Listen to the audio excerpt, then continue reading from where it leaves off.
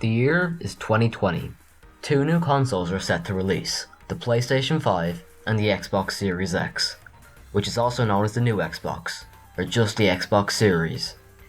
Once these consoles launch, the 9th generation will begin, but sadly boxes of plastic cost money, and a lot of it, so most people are only going to buy one, meaning Microsoft and Sony are going head to head trying to outdo each other with events and announcements.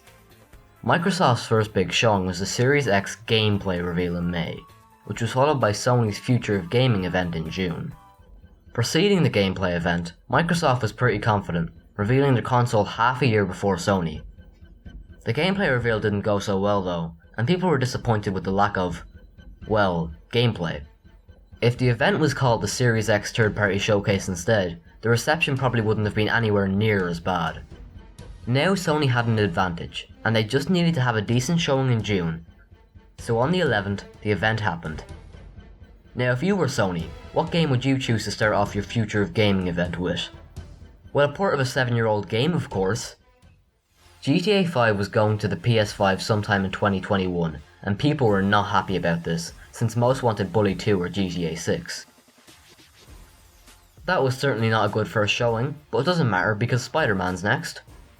This one caused a good bit of confusion initially, as people couldn't tell if it was an expansion, a sequel, or a spin-off.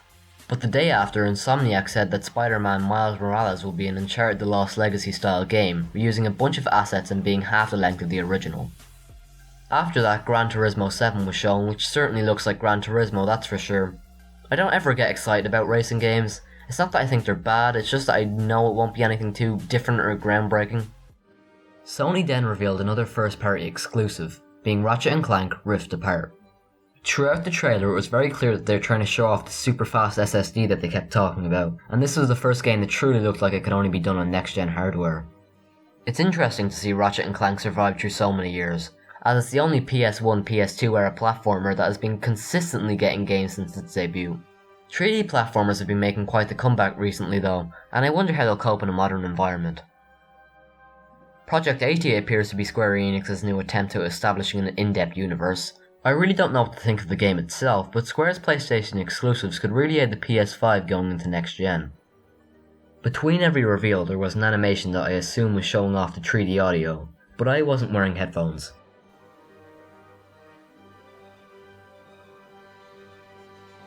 Why do you keep showing me triangles? After that were a few smaller games. Stray seems like a pretty cool concept. The faces in Returnal looked kinda weird. Sackboy: A Big Adventure appears to be kinda similar to Mario 3D World. Destruction All-Stars looks really fun, and this is honestly one of the games that I'm most excited for.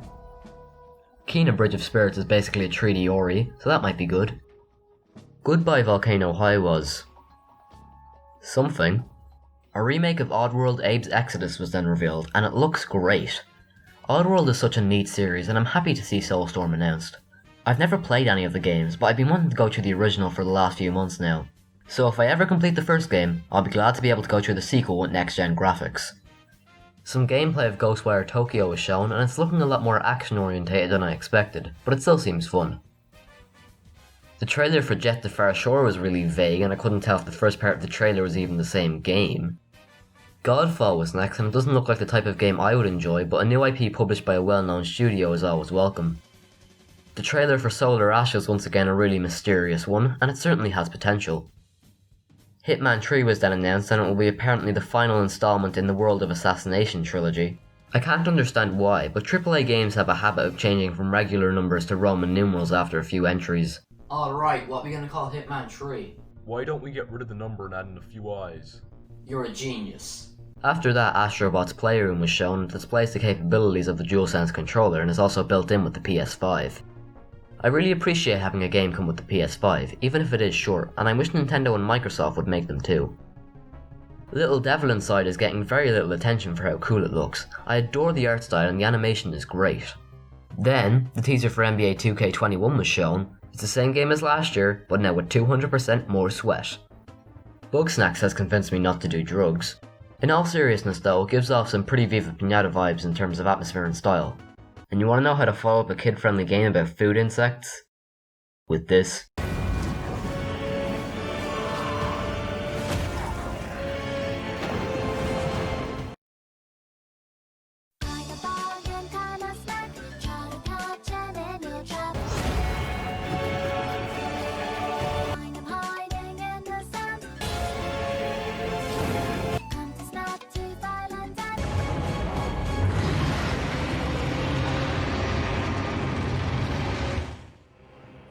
The trailer for Demon Souls had arguably some of the best graphics on display in the entire event. Even compared to Dark Souls 3, this one looks incredible assuming it's in-game footage.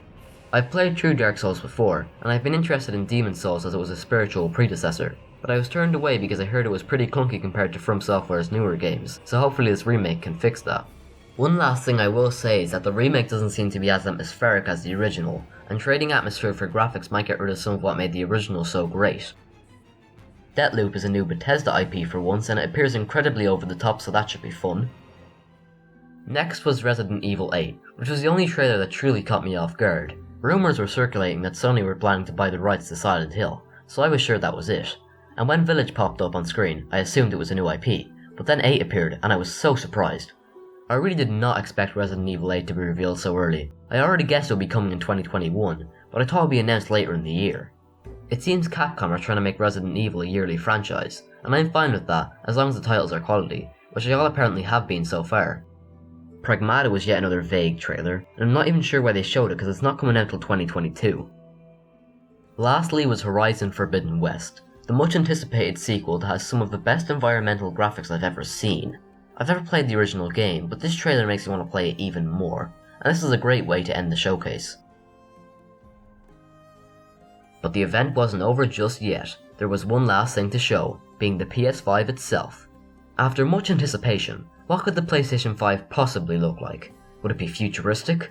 What colour would it be? What size is it? What design would Sony go with? A router? I do think this design gets a bit too much slack. At least it's not like the dev kit which looked like an engine. It's slick and futuristic, which is a pretty good choice to represent the future of gaming. Looking at the PS5 as a whole, I am seeing some big problems. Sony are reportedly struggling with the pricing, and it looks like it's going to cost at least €450 dollars or pounds or whatever you have. This is bad for them since the rumoured Xbox Lockhart might be as cheap as $200. The launch lineup seems weak, with Spider-Man being the only confirmed first party. But to be honest, it doesn't affect sales that much, since the general public will be buying whichever console is cheaper for third parties like Call of Duty. Like, look at the PS4, all that had at launch was Knack and Killzone, but being $100 less than the Xbox One made it sell far better. But not having exclusives at launch is bad for me and maybe you, so I hope Ratchet and Clank is available day one since that looks near finished. And that about does it for the Future of Gaming PlayStation event. The Xbox July event is soon and we'll have to see how that goes. Personally, I'm hoping for a Banjo Kazooie game and some proper info on Halo Infinite. But for now, I'll be playing video games from over 10 years ago.